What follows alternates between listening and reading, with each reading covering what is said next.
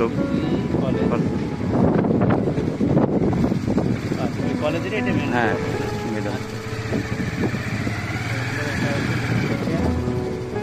Craft মহিলাদের তৈরি পণ্য বিক্রয়। ওটা কিছু হস্তশিল্প কুটির শিল্পগুলো ছিল এই নেই।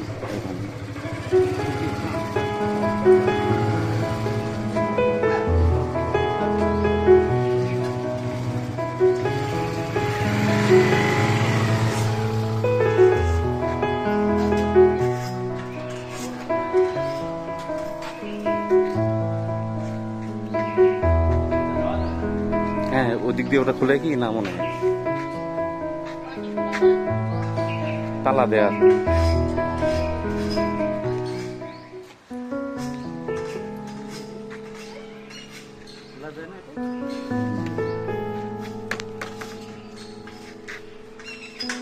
পরে 10 টাকা দিলে হবে।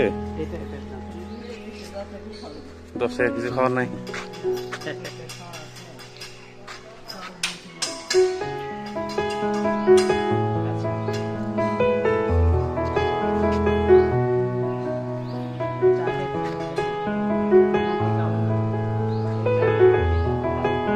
পরিষ্কার রাখে উনি।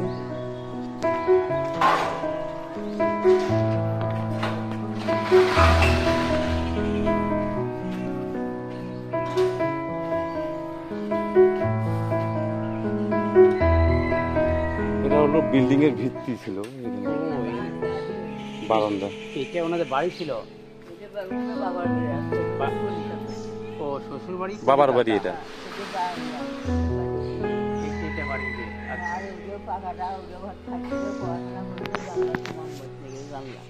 আচ্ছা আচ্ছা আচ্ছা এই জান্নাত এই রুমে ছিল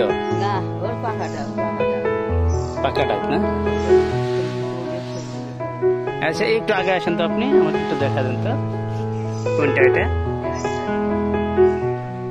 মানে এইটার বলতেছেন এইটা বারান্দা। আচ্ছা আচ্ছা। আর ওই যেটা পাকা করে রাখছে এইখানেই ছিল ওনার রুম। আচ্ছা ওই জানলা ওই জানলা মোমবাতি ইয়ে করতো না? আচ্ছা আচ্ছা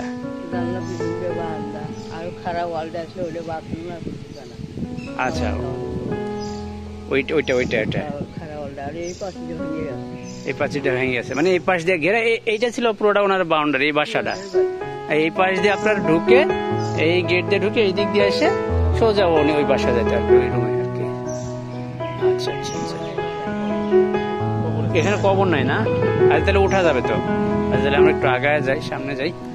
অর্থাৎ ওনার এইটা হচ্ছে টোটালি যাওয়ার রাস্তা, ওনার বাসায় যাওয়ার রাস্তা।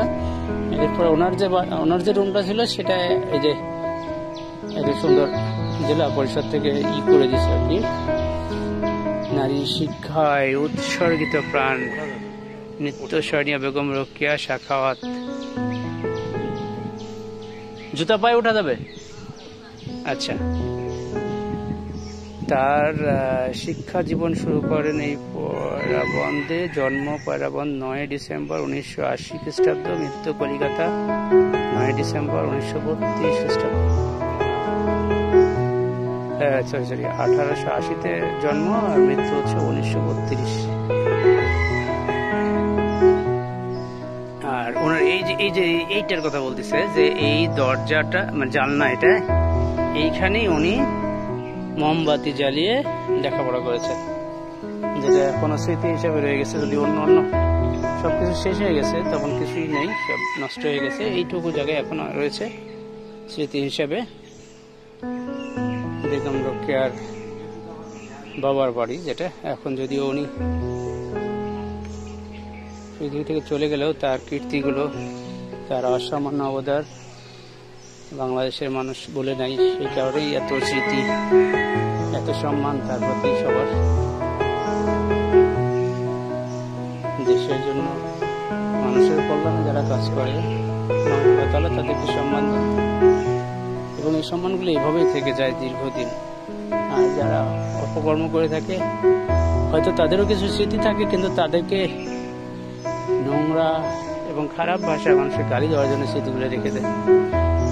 তো মনে হতো তারা আমাদের সবাইকে বোঝান দিই। ধন্যবাদ।